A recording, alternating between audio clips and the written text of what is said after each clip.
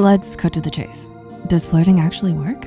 Psychologists would say very much so. In fact, according to an article by self-help blogger and psychology writer Eric Barker, research has proven that flirting and signaling your availability to someone is a better predictor of romantic interest than attractiveness.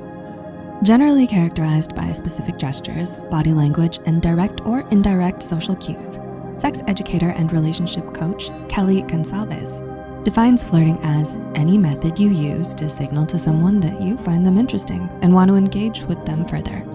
Usually a fun and lighthearted activity between two people who find each other attractive, and flirting should feel good for both parties involved and spark feelings of curiosity and excitement. With that said, if you wanna let someone know you're interested in them, but your fear of rejection is stopping you from saying it outright, don't worry. Here are 7 subtle and psychology-backed ways to flirt. Number 1, flirtatious facial expressions.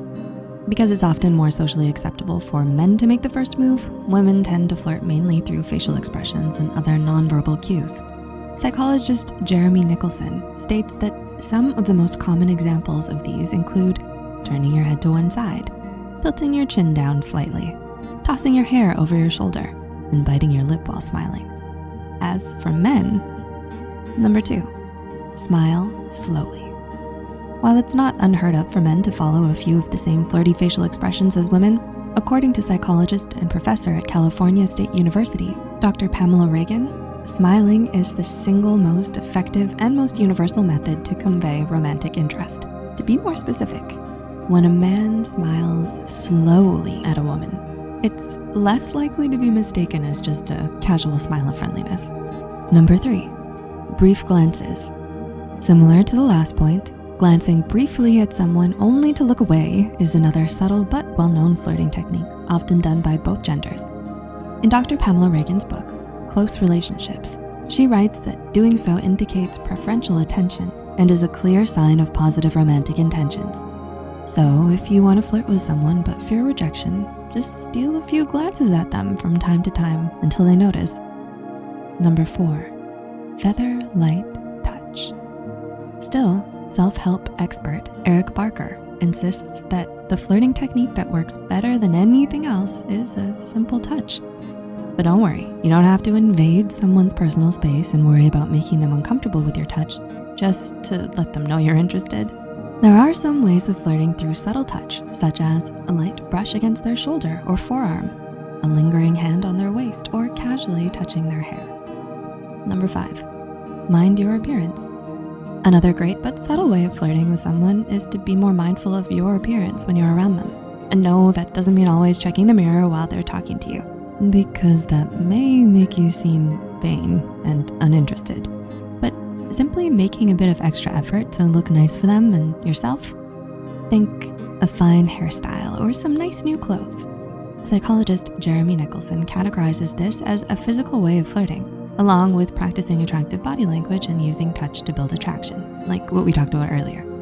Number 6, tickle their funny bone. Speaking of the different flirting styles, another one is the playful flirting style, wherein the goal is more about having fun than trying to start a relationship. In an article from Psychology Today, Dr. Nicholson stated that playful flirts know how to keep people interested by showing off their fun-spirited personality and great sense of humor. So if all else fails, you can always try your luck tickling the other person's funny bone. Always try to make them laugh and finding ways to have fun with them, to let them know your true feelings. Number 7, be more yourself. Finally, but perhaps most importantly, as cliche as it sounds, being your authentic self with someone you like is a great way to flirt with them. Why? Well, according to dating coach Clara Artswager, thinking, okay, how do I flirt better? I think this is the very thing that kills our ability to have that kind of interaction. Instead, she suggests that we approach flirting by being more ourselves and feeling more at ease with ourselves around the person we like. And with this, we'll come to a winning sense of confidence that can draw people in and make them more interested in you. In summary, successful flirting starts with a friendly and inviting approach, engaging conversations, social interactions, and a mutual physical and emotional attraction towards one another. Still, psychologists and relationship experts such as Artswager do maintain that because flirting is so personal, there is no single foolproof way that will work for everybody on everybody. So aside from following these empirically based tips, it's also important that you work on being more at ease with yourself and around the person you like. Have fun when you flirt. Try to make some sparks fly and see where it goes from there. Be sure to let us know some of your own personal ways to subtly flirt in the comments down below.